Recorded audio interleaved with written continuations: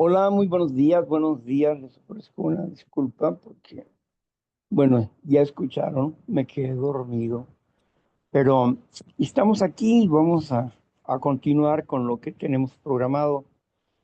Bueno, pues hoy coordina la compañera Marla y estamos estamos primero con la reflexión, luego tenemos la lectura de el Evangelio de San Juan y posteriormente el tiempo donde ustedes conversan. Así es que adelante, Marla. Claro que sí, muy buenos días, Víctor. Buenos días, compañeritos. Pues gracias por su paciencia y por estar aquí con nosotros. Y les voy a leer la reflexión de la chequera de Dios del 28 de octubre, que dice así: y les será perdonado porque hierro es. Y esto lo encontramos en Números 15:25. Debido a nuestra ignorancia, no estamos plenamente conscientes de nuestros pecados de ignorancia. A eso se le llama yerros. Sin embargo, podemos estar seguros que son muchos, tanto en la forma de comisión como de omisión. Podríamos estar haciendo como un servicio a Dios aquello que Él no ha ordenado y que no puede aceptar nunca. El Señor conoce cada uno de estos pecados de ignorancia. Esto muy bien debería alarmarnos, pues es justicia. Él requerirá de nuestra mano estas ofensas. Pero por otro lado, la fe espía consuelo en este hecho, pues el Señor tendrá cuidado de que las manchas que son invisibles para nosotros sean limpiadas. Él ve el pecado para dejar de verlo después que lo arroja detrás de su espalda. Nuestro gran consuelo es que Jesús, el verdadero sacerdote, ha hecho expiación por toda la congregación de los hijos de Israel. Esa expiación garantiza el perdón de pecados desconocidos. Su sangre preciosa nos limpia de todo pecado, ya sea que nuestros ojos lo hayan visto y hayan llorado por él o no. Dios lo ha visto, Cristo lo ha expiado. El Espíritu Santo da testimonio de su perdón y de esta manera tenemos una triple paz. Dios mío, yo ensalzo tu conocimiento divino que solo percibe mis iniquidades. Perdón, que no solo percibe mis iniquidades, sino que provee de una expiación que me libera de la culpa de ellas, incluso antes de saber que soy culpable. Amén. Y adelante, Víctor, con su comentario sobre esta hermosa reflexión.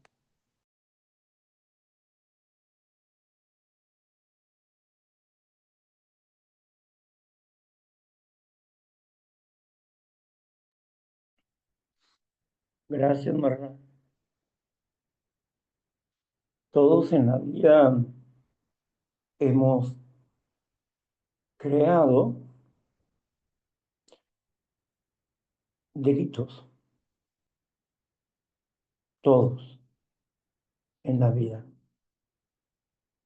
Nos parecen o nos parecía en la infancia, éramos inocentes y nos parecían que todas las personas eran buenas. Y creíamos en las personas que estaban trabajando en una religión como gentes especiales y veíamos a los religiosos con ah, con sus atuendos hasta los pies y nos parecían gente pura y limpia.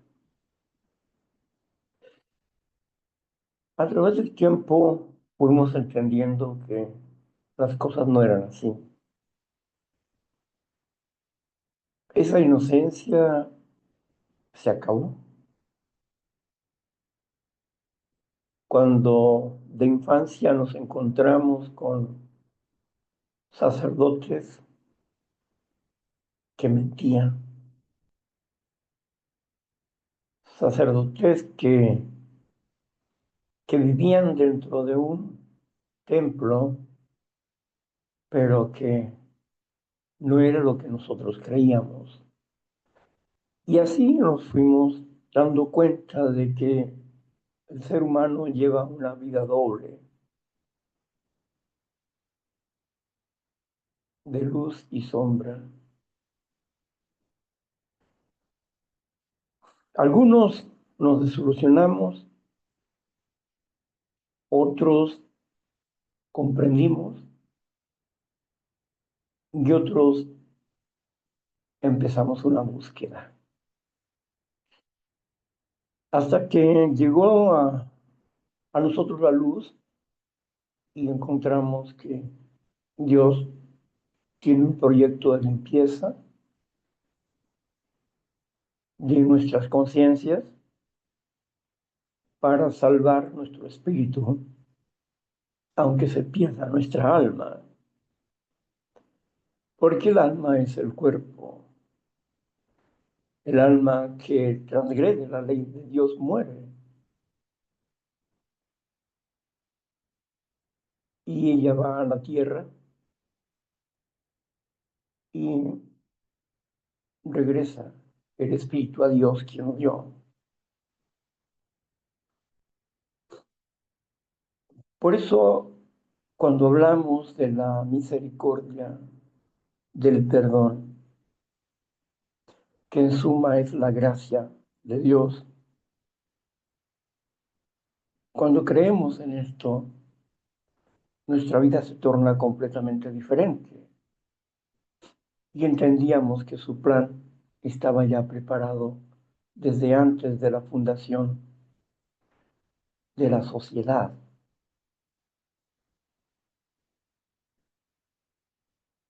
Cada cosa está detallada en el plan de Dios, pero nuestras vidas no están detalladas. Cada quien tiene que tomar una decisión. O hacemos el bien o hacemos el mal. Y queremos hacer el bien, pero nos martirizábamos porque no podíamos hacerlo. Algunos pues se acoplaron a la doble vida, otros no podíamos acoplarnos, hasta que encontramos una verdad que desconocíamos y nos hizo libres. Y empezamos a recuperarnos y a limpiar nuestras vidas por la gracia, el perdón, el amor, la misericordia de Dios.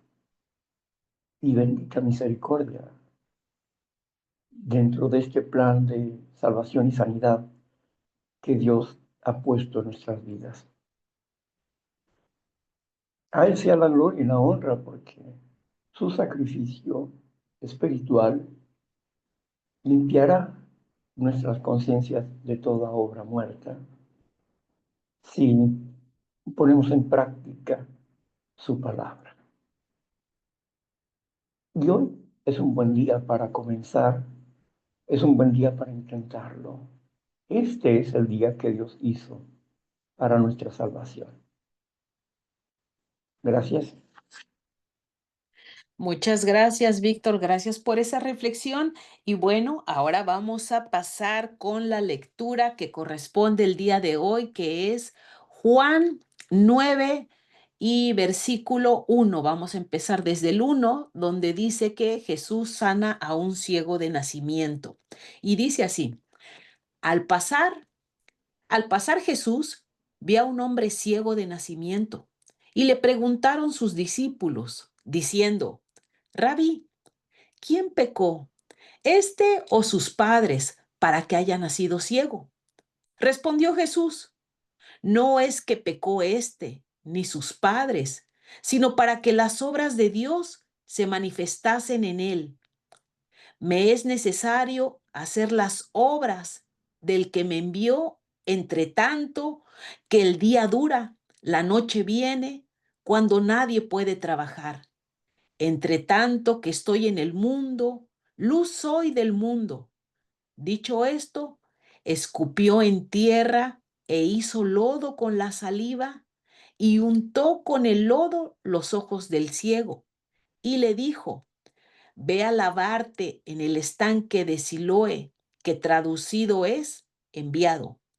Fue entonces y se lavó y regresó viendo. Entonces los vecinos y los que antes le habían visto que era ciego decían: ¿no es este el que se sentaba y mendigaba? Unos decían: Él es, y otros: a él se parece. Él decía: yo soy. Y le dijeron: ¿cómo te fueron abiertos los ojos? Respondió él y dijo: aquel hombre que se llama Jesús hizo lodo, me untó los ojos y me dijo: ve al Siloé y lávate. Y fui y me lavé y recibí la vista. Entonces le dijeron: ¿dónde está él? Él dijo: no sé. Y bueno, ahí me voy a detener, Víctor. Y adelante, Víctor, con su comentario. O si leí mucho, me dice dónde nos regresamos.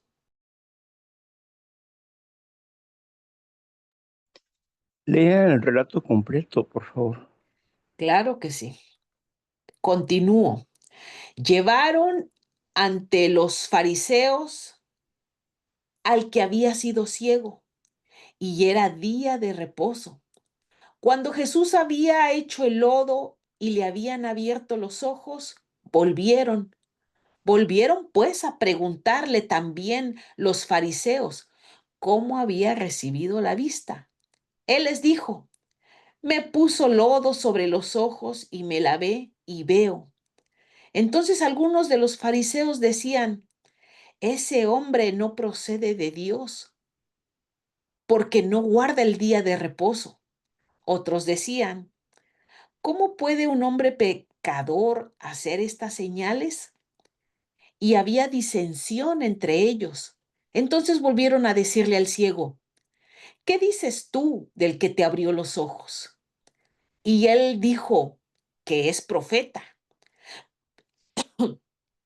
Pero los judíos no creían que él había sido ciego y que había recibido la vista, hasta que llamaron a los padres del que había recibido la vista y le preguntaron, diciendo: ¿es este su hijo, el que ustedes dicen que nació ciego?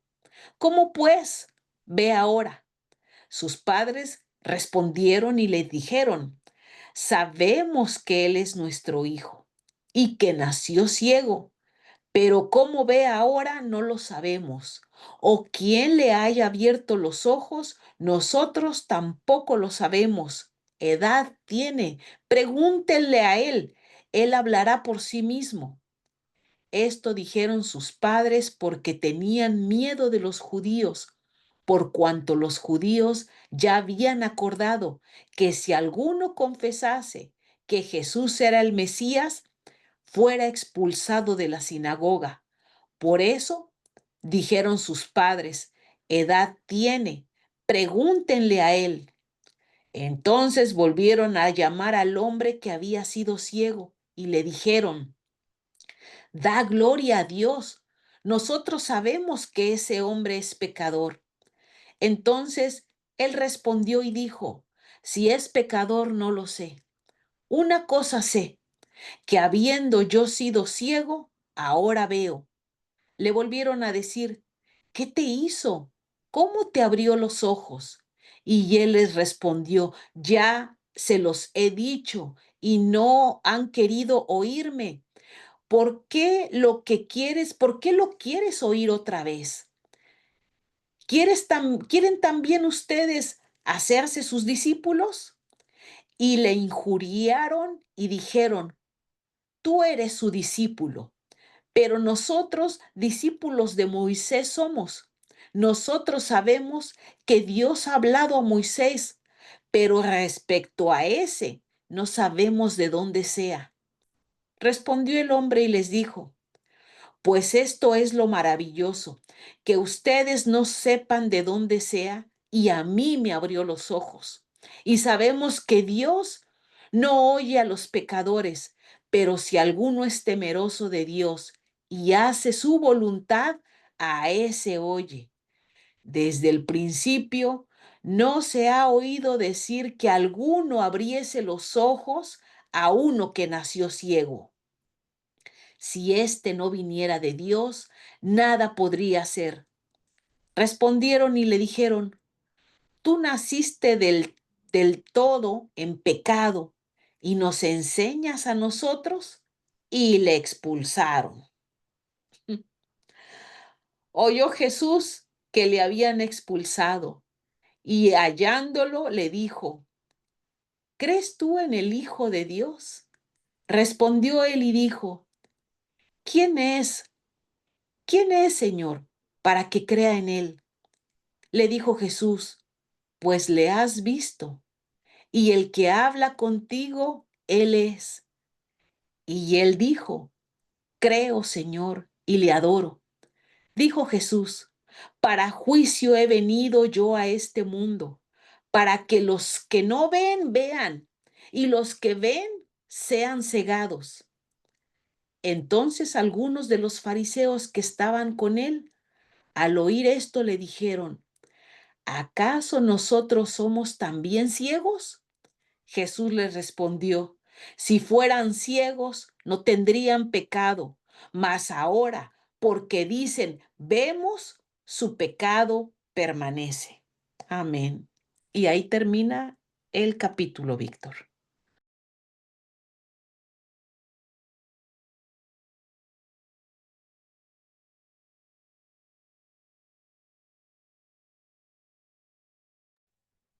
Ok. Aquí podemos darnos cuenta de varias cosas importantes en este relato y vamos a resaltarlas. Primeramente, ellos están cerca de una sinagoga, cerca de un templo, y al ver a un ciego de nacimiento que estaba pidiendo limosna, se acercan y le preguntan a Jesús, ¿y este quién pecó? ¿Él o sus padres? Y Jesús les dijo, ni él ni sus padres, sino para que el reino de Dios sea revelado. Bueno, entonces, ¿qué significaba eso? Recuerden ustedes que todas las cosas maravillosas que Jesús hizo, lo hizo para testificar que Él era el Mesías, el Hijo de Dios. No era un circo, como hoy en día lo hacen en las propagandas de sanidades. No, él podía hacerlo porque era el Mesías y tenía que comprobar que era el Hijo de Dios. Y el Padre lo avalaba a él. Y aquí siempre hay una pregunta y una respuesta. La pregunta es que proviene del Padre, esa pregunta, ¿verdad? Y dice, ¿quién pecó? ¿Este o sus padres? Esa es la pregunta. A través de los discípulos el Padre pregunta, ¿quién pecó, este o sus padres? Jesús dice, no pecó ni este ni sus padres. sino para que el reino de Dios sea revelado. Entonces le puso luego en los ojos y le dijo, vete a Siloé, que significa el enviado, al estanque de Siloé, que significa el enviado. El hombre fue, por fe fue el hombre a Siloé, y luego abrió los ojos y empezó a ver. El hombre regresó y estaba en el templo dándole gracias a Dios. Entonces, algunos dijeron, ese, que ese no es el ciego que se sentaba a pedir limosna en el templo. No, no es ese. No, creo que se le parece. Entonces fueron y le preguntaron, ¿tú eres la persona que iba a pedir limosna allá al templo porque estaba ciego? ¿Sí? ¿Y cómo que ahora ves? Entonces les dijo, bueno, pues un hombre llamado Jesús me abrió los ojos y lo llevaron ante los principales de la sinagoga. Los fariseos estaban ahí y le preguntaron, ¿eres tú el ciego que se sentaba ahí en la puerta del templo? ¿Por qué me preguntan tanto? Ya les he dicho que sí, o ustedes también han creído. No, nosotros sabemos, dice, nosotros sabemos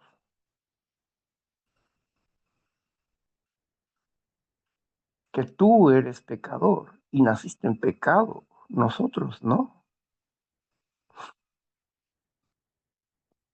Aquí hay un punto interesante porque cuando ellos niegan el estar en pecado, el haber nacido en pecado,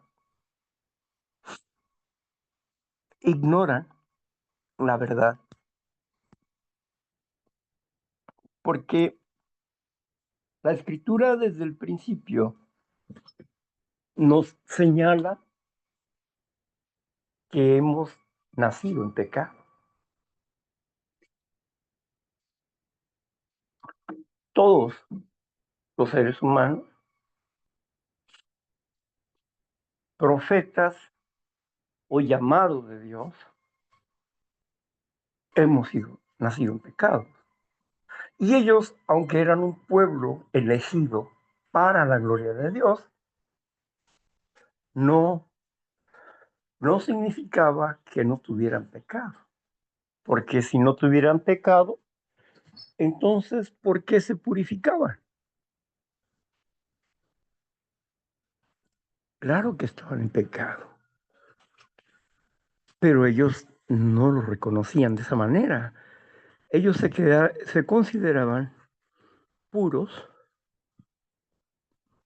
hijos de Dios, privilegiados, llenos de soberbia espiritual y ciegos en la escritura, aunque para su propia mente ellos eran quienes comprendían la escritura y los demás eran ignorantes. Y así de esa manera menospreciaban al pueblo común. Viendo dentro de esta acción que estaba fuera de la realidad, ellos estaban ciegos.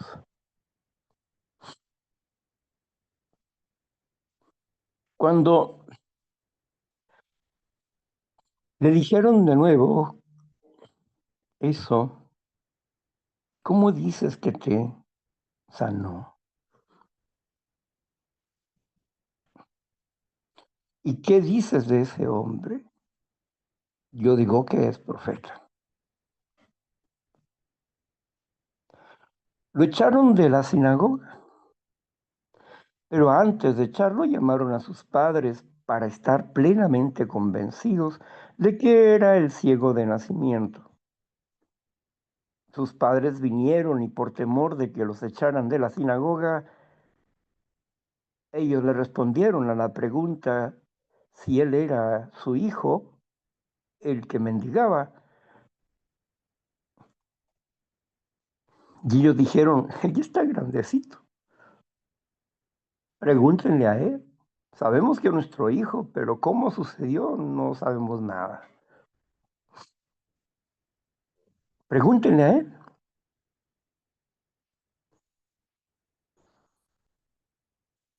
Le preguntaron, él respondió de nuevo y lo echaron de la sinagoga, porque él dijo, bueno, ¿ustedes también han creído en él? Nosotros sabemos que ese hombre es pecador. Y aquel hombre dijo, pues, si es pecador, no, yo no lo sé. Pero solamente sé que una persona que no es justa, Dios no lo oye. Y, y Él me ha sanado. Y una persona que no esté, no hay una persona que pueda hacer esto, al menos que Dios esté con él.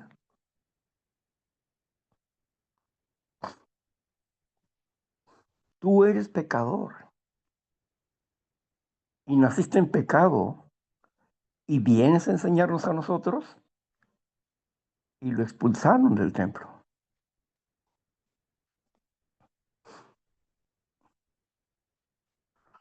En muchas ocasiones me ha tocado estar entre personas que practican pecado de ignorancia. El pecado de ignorancia es como decir, aborrecemos a los ídolos y a las imágenes. Y aunque no tienen ídolos puestos en el frente en su templo y que en ciertas cosas ponen imágenes de un supuesto Cristo y eso, les dije, bueno, si ustedes no creen en las imágenes, ¿por qué tienen esa imagen ahí? No, es que es una representación. Pues también aquellos pueden decir que es una representación, ¿no? Además, aquí en estos libros que ustedes tienen, mira la imagen que tienen. Es la imagen de, del Cristo crucificado que pintó Da Vinci, fuera de la realidad bíblica. Este no es Cristo.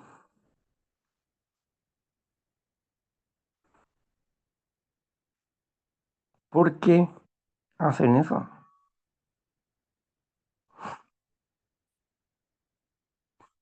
Y aquellas personas solo se quedaron callados. Solo uno dijo, ¿y por qué tú dices que esa imagen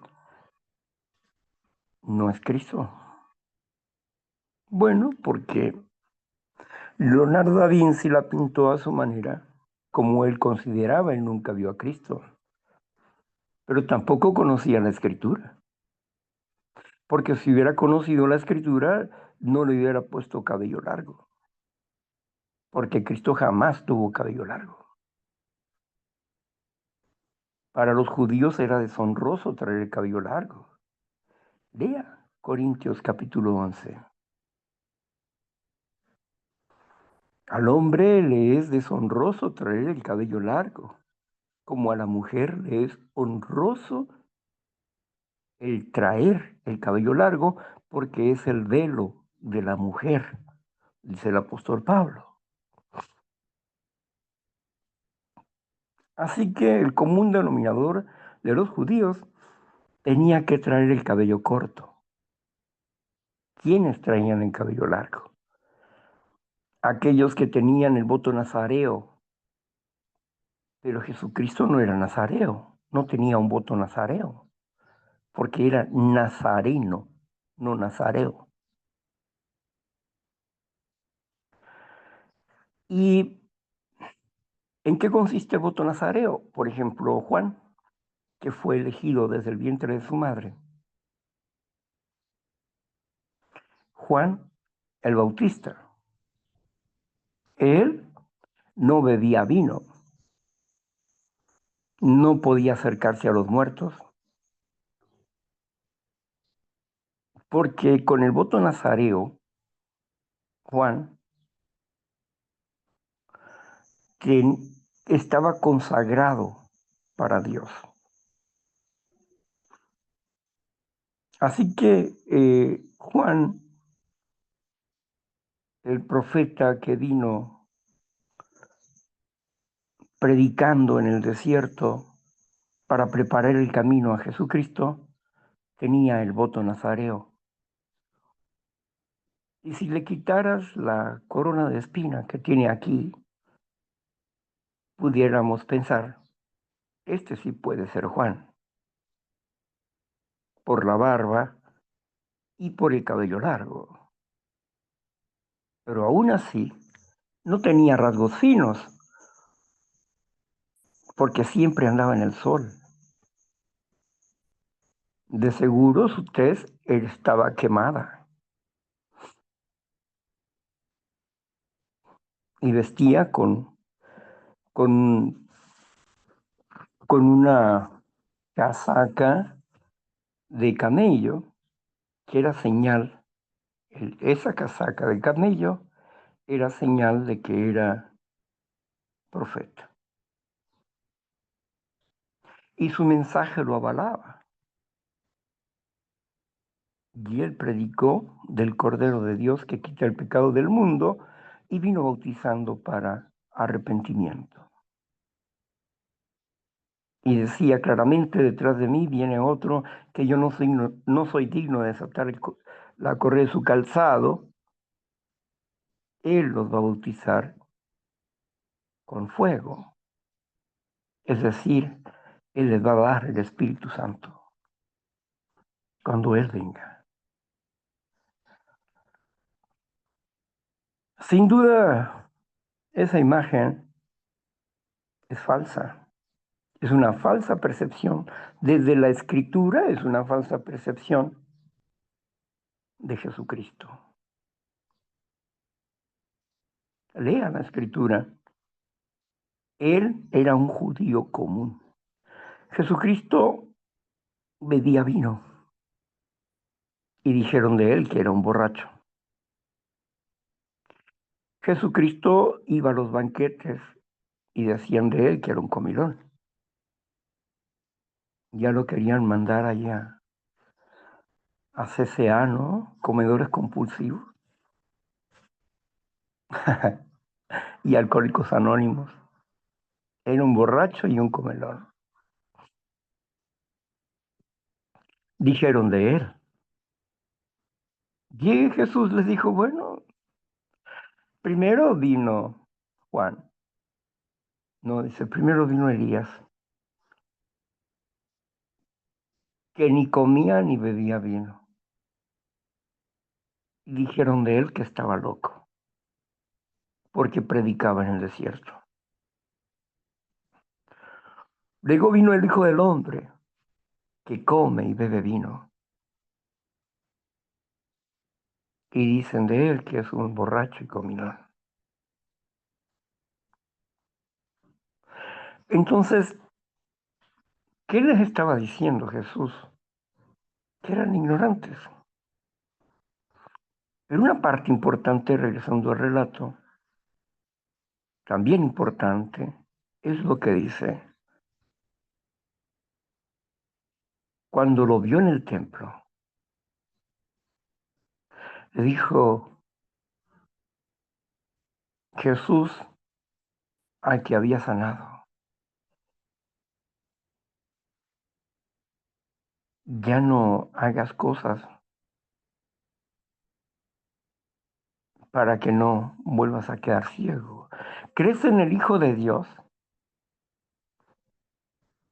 Señor,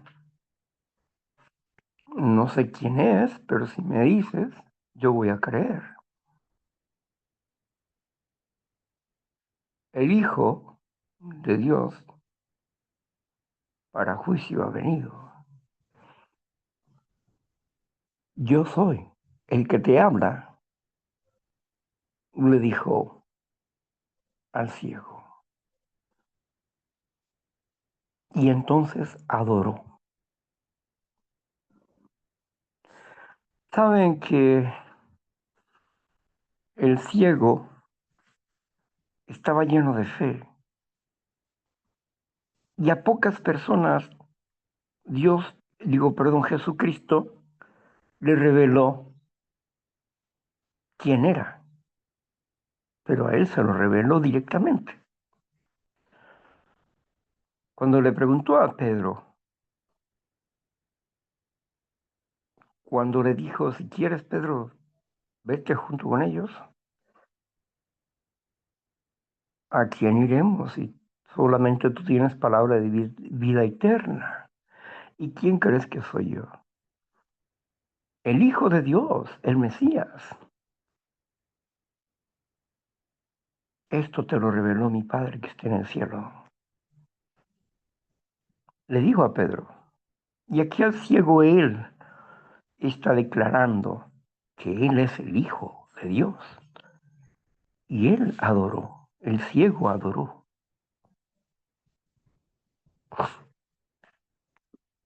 Raboni, maestro. Pero luego fue a hablarle a los señores, a los señores sabios de la escritura,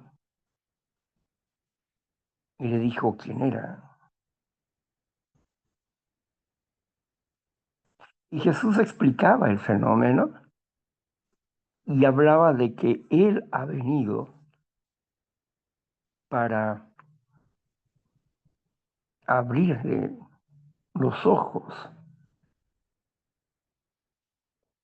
y para tapar los ojos. Y ellos entendieron bien que estaba hablando de ellos. Y dices, ¿acaso tú dices que nosotros somos ciegos?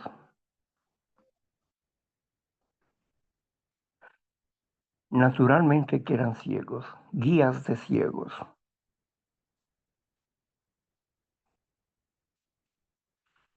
A veces creemos en las prominencias, ¿verdad?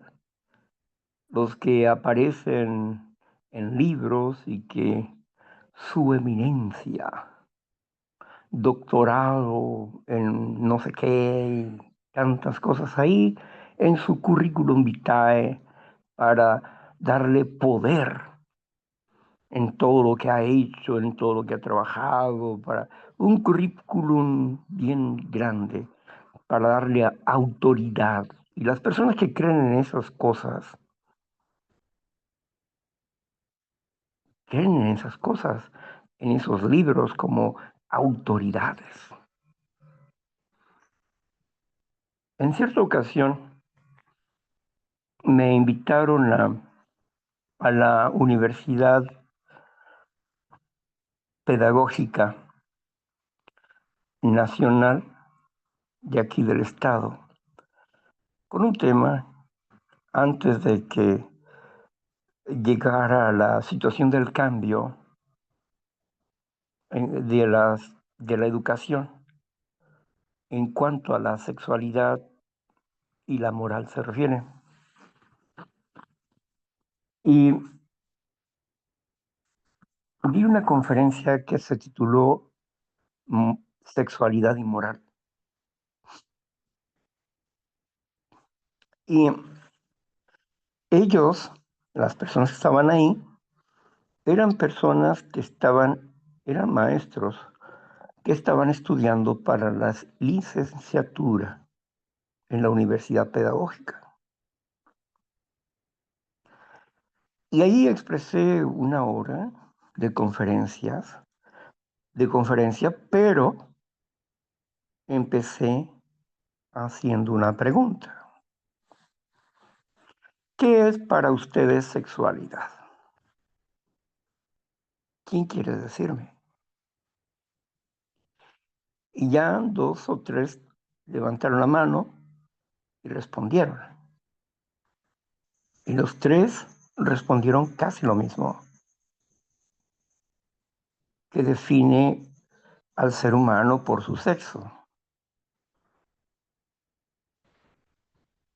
Entonces expliqué por qué no era así.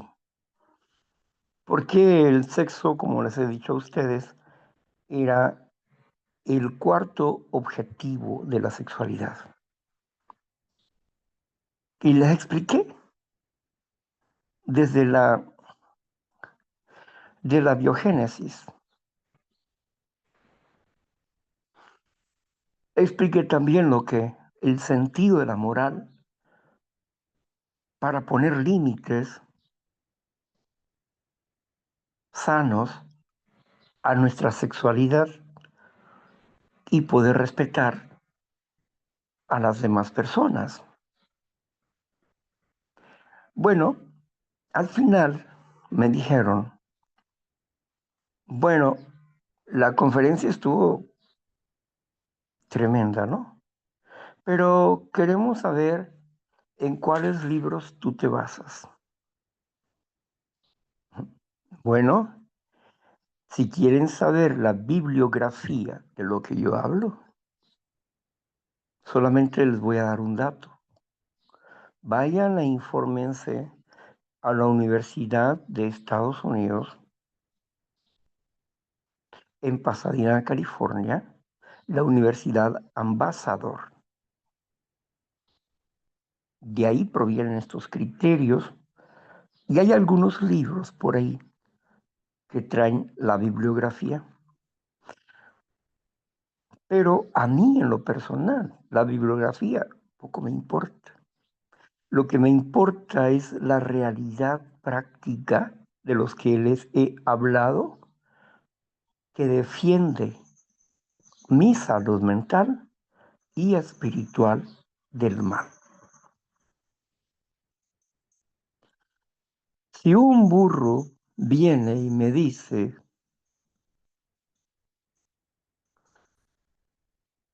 una noticia o me habla acerca de una noticia específica y clara y buena, yo le creo al burro. O si un perico me habla, yo le creo al perico. El mensajero es secundario, lo importante es el mensaje. Y como nos decía el maestro de oratoria, cuando critiques, critica el mensaje. No pongas en duda al mensajero, porque es mensajero. Él no hizo el tema, sino que es enviado a darles un mensaje. ¿Lo aceptas o lo dejas? Pero los cánones de la universidad, donde ustedes están, buscan bibliografías y está bien. Si quieren conocer las raíces, pero también ustedes están siendo entrenados para investigar. Así que investiguen.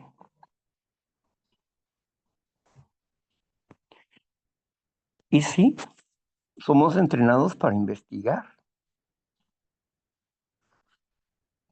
Por eso, cuando estudiamos, investigamos.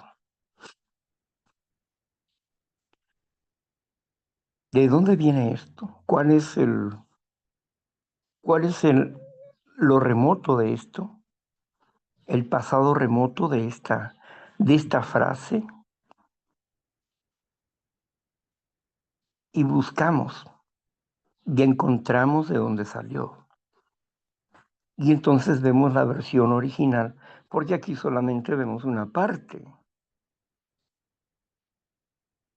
Pero cuando ya vemos todo completo, tenemos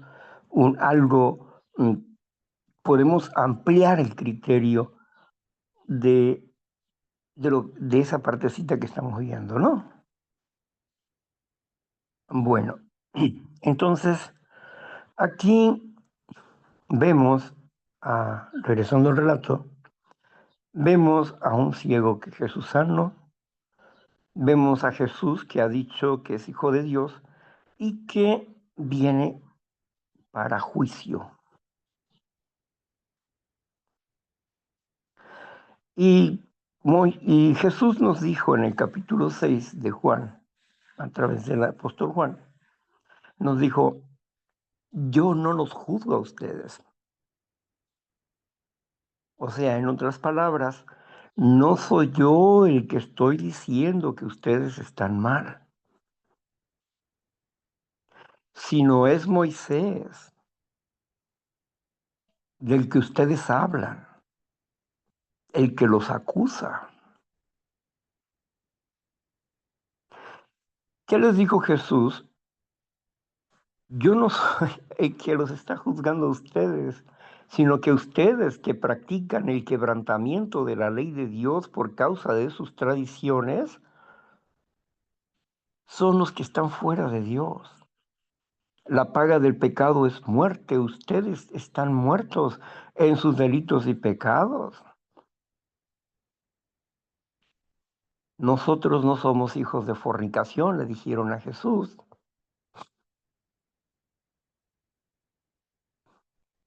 Seguían orgullosos de su origen, de ser hijos de Abraham.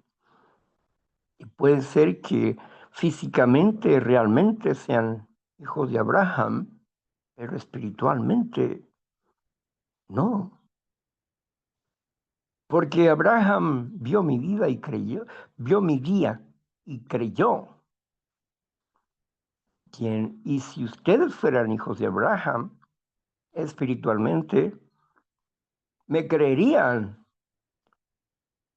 pero mi palabra no haya lugar en sus corazones porque ustedes son hijos del diablo. Qué claridad la de Jesús. Qué claridad la de Jesús sobre la situación que estaba pasando. Porque las obras de su Padre quieren hacer, ustedes quieren matarme. ¿Quién te quiere matar a ti? Demonio tienes, argumentaron los religiosos. Mientras que otros decían, cuando andaba en la fiesta, no es este el que quieren matar. ¿Y cómo es que está hablando ahí y nadie lo detiene?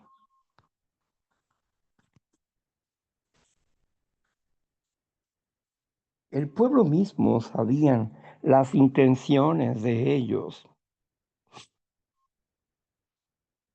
conocían sus intenciones. Jesús hablaba con verdad, aunque Jesús no tenía necesidad de que nadie le dijera las cosas porque él conocía al hombre desde su corazón, tal como dice Hebreos 4:12. Su habilidad en la palabra de Dios le daba el poder de discernir entre el alma y el espíritu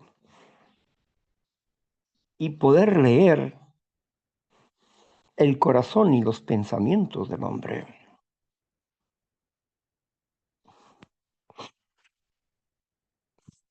Así que Jesús era un hombre maravilloso, sorprendente. Tan sorprendente que en cierta ocasión que estaba en la fiesta, le dijeron los alguaciles que fueran por él, porque estaba predicando. Los alguaciles llegaron y al oírlo se quedaron pasmados ante la forma en que Jesús hablaba. Se quedaron impactados y regresaron. ¿Por qué no le han aprendido? Porque nunca habíamos oído a un hombre como este. Era impactante escuchar a Jesús con tanta veracidad en su boca, marcando la escritura y hablando de una realidad tan definida y tan clara que aquellos hombres impactaban ante los relatos de Jesús.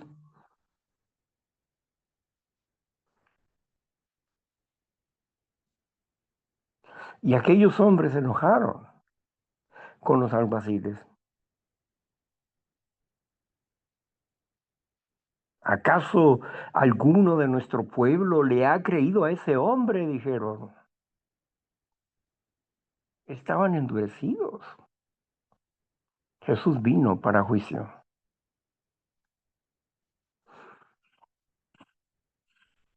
Porque Israel tenía que ser quebrantada para que fuéramos injertados los gentiles, para que de Israel y las naciones se hiciera un solo pueblo. Se había roto el pacto del sacerdocio levítico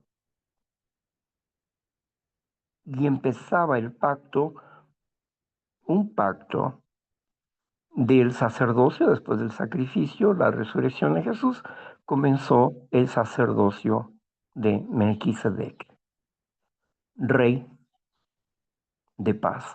Melquisedec, rey de justicia y paz. Como dice Isaías,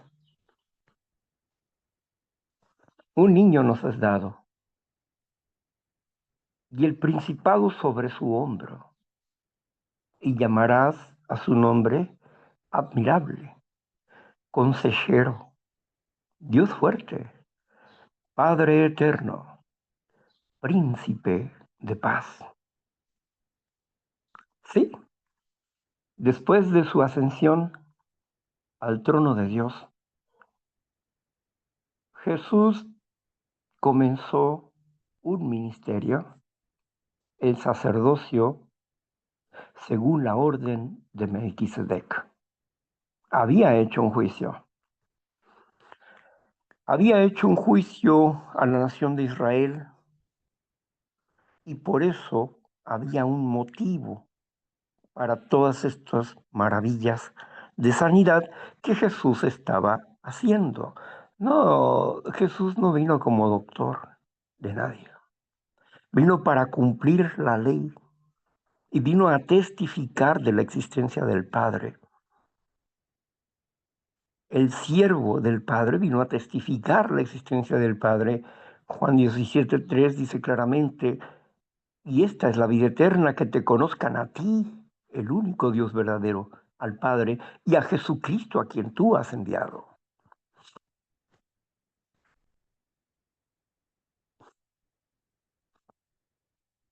Y aquí le dijo a sus discípulos, no pecó este ni su padre, ni sus padres, sino es para que el reino de Dios sea revelado.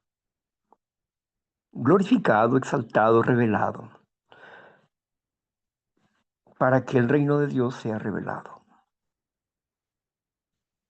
Para que se dé a conocer el reino de Dios. Y para esto vino Jesús. Para dar a conocer la verdad acerca del reino de Dios, derrumbando las máscaras de mentiras en las que vivía en ese momento el sacerdocio levítico, Judá y Benjamín. que habitaban en Jerusalén, que representaban las 12 tribus de Israel. Así que era necesario el sacrificio para hacer un puente entre Dios y los hombres y para ofrecer vida eterna a quien no tiene vida eterna. Si los griegos dicen que tienen vida eterna por ser humanos nada más, pues ellos no necesitan vida eterna, ¿no es cierto? Pero de acuerdo a la Escritura, dice, el que ponga su fe en Cristo Jesús no verá muerte, sino que pasará de muerte a vida. Es la promesa de Dios. De tal manera amó el Padre Dios al mundo, que ha dado a su Hijo unigénito, para que todo aquel que en él cree no sea muerto, no sea destruido, sino tenga vida eterna, dice. Si nosotros fuéramos eternos, ¿para qué queremos la eternidad? Si ya lo somos. Pero Dios está diciendo aquí que nosotros no somos eternos, que necesitamos relacionarnos con Jesús para obtener la eternidad. Y es lo que Él nos ofrece, el perdón de nuestros pecados, la sanidad de nuestros corazones, la limpieza de nuestra mente, la armonía entre el corazón y el pensamiento, el camino de la vida. Es lo que Dios quiere para ti y para mí,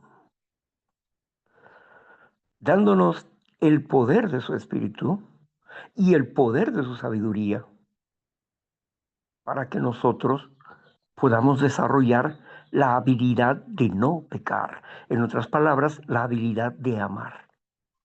Porque el que no transgrede la ley de Dios ama. Ama al Padre como ama a su prójimo, como se ama a sí mismo. El amor es obediencia a la ley de Dios. El amor no hace daño a nadie. El amor es bueno. ¿Y qué dijo del amor David? David dijo del amor al conocer la amistad de un joven igual a él, Jonathan, hijo del rey Saúl. El amor de Jonathan es más dulce que la miel y es más dulce que el amor de las mujeres. Y no estaba hablando de sexo, estaba hablando de lo bien que ambos se comprendían como jóvenes y cómo él, Jonathan, estaba interesado en hacer la voluntad de Dios contra la voluntad de su padre. Entendía que David era el ungido de Dios y le daba el lugar a David. Pero había una sentencia sobre la desobediencia de su padre que ninguno de la familia de Saúl iba a sentarse en el trono.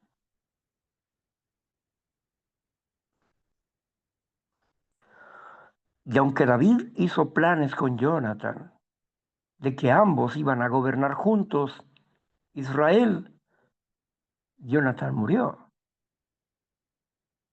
en una guerra.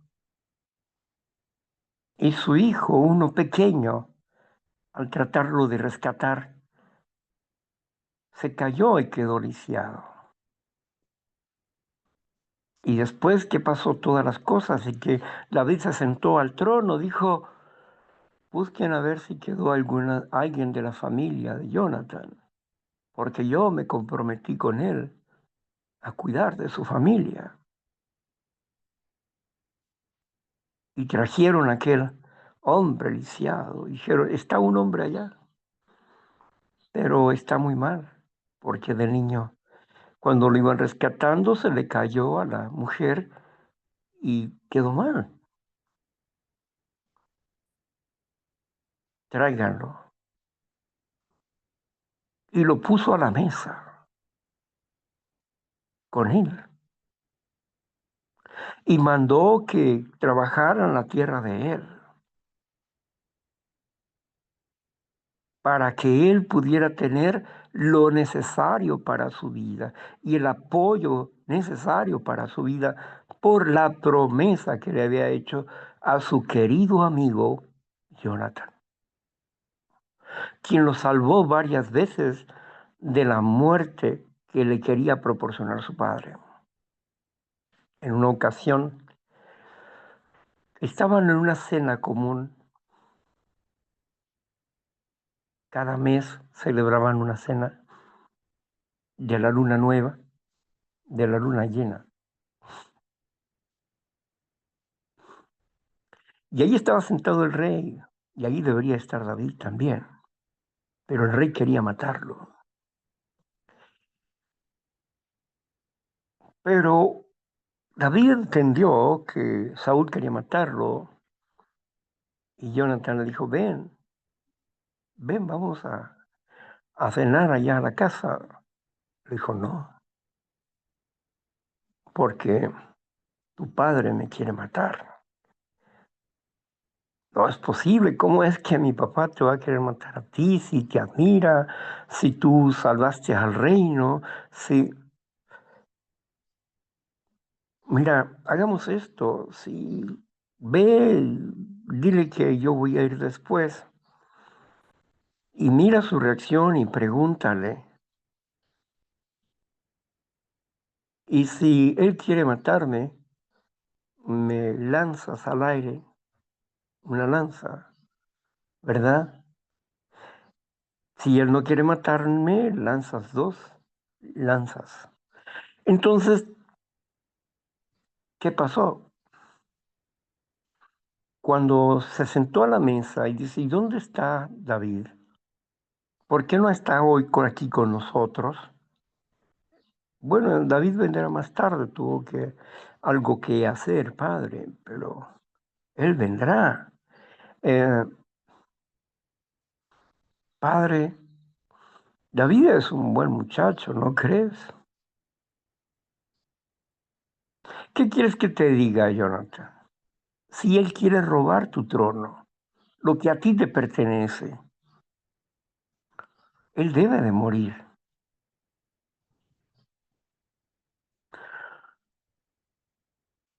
Jonathan no ambicionaba el trono, quería hacer la voluntad de Dios.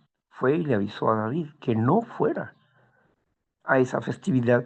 Esa fue una vez que lo salvó de la muerte. Por eso David decía, el amor de Jonathan es más dulce aún que el de las mujeres. Porque David había vivido traición de las hijas de Saúl, de aquella que se le había dado por esposa y que se burló de él cuando regresaba de la guerra danzando, y se burló de él.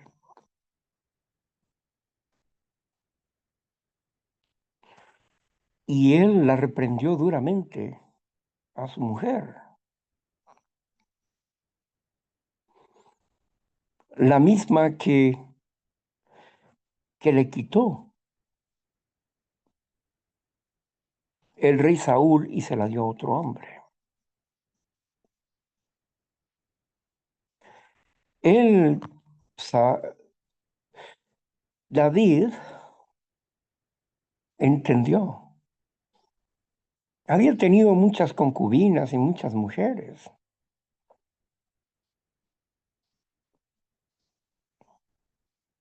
pero al parecer no había encontrado aún a la mujer que sería fiel a él.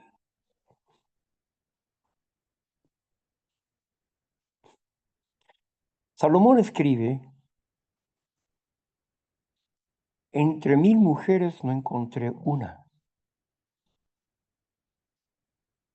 y entre 1000 hombres encontré uno. hablando de la fidelidad.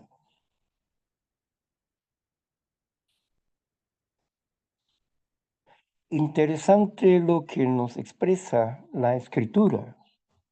Y yo no digo que todas las mujeres sean infieles, ni que todos los hombres sean fieles, pero de acuerdo a la moral del tiempo y la cultura del momento, es lo que se está escribiendo. No está haciendo un juicio permanentemente sobre todas las generaciones de hombres y mujeres.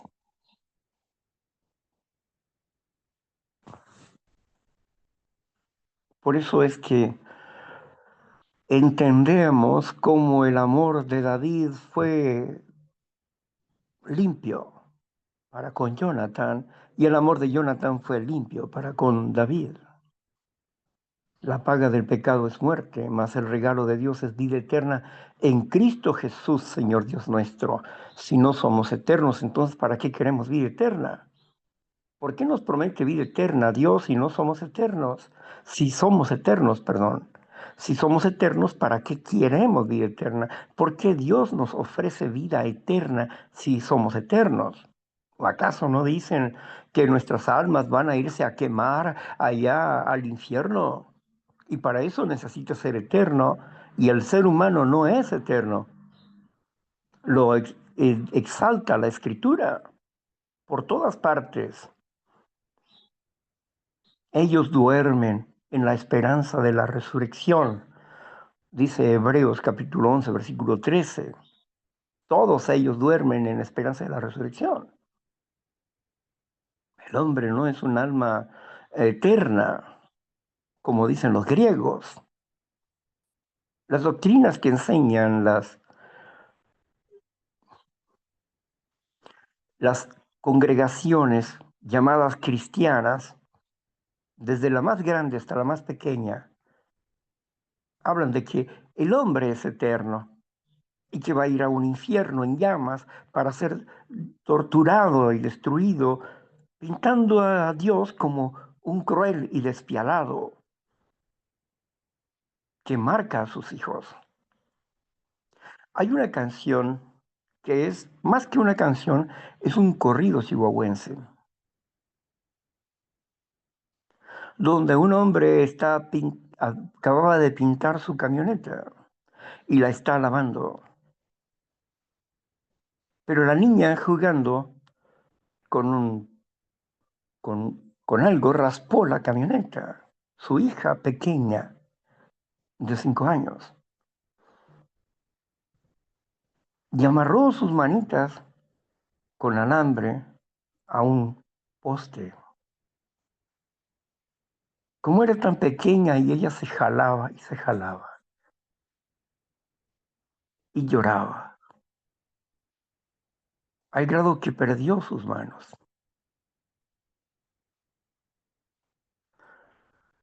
Pasado el tiempo, estando la niña ahí con él, viendo la camioneta, y le dice, papi, qué bonito te quedó tu camioneta. ¿Y cuándo me vas a dar mis manos? Y el hombre se suicidó.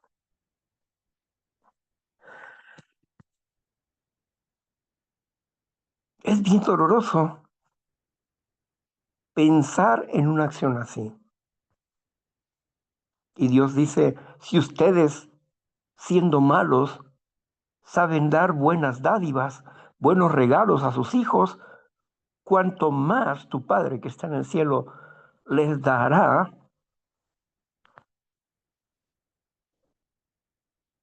vida. Espíritu Santo a quien se lo pida.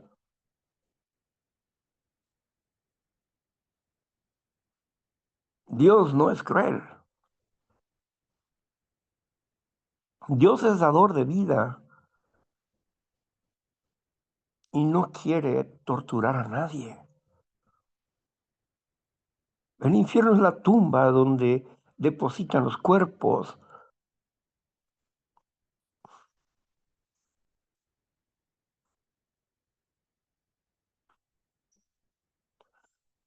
Dios no es cruel. Dios aborrece que sean sacrificados los niños o los jóvenes. Dios aborrece eso.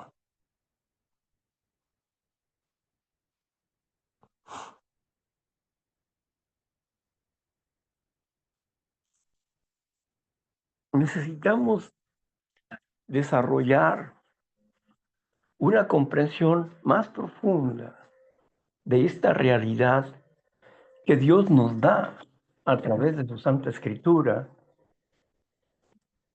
y no creer a lo que nos enseñan sin verdadera comprobación, porque es un mensaje mentiroso que no enmascara, que, perdón, que enmascara la verdadera misericordia de Dios.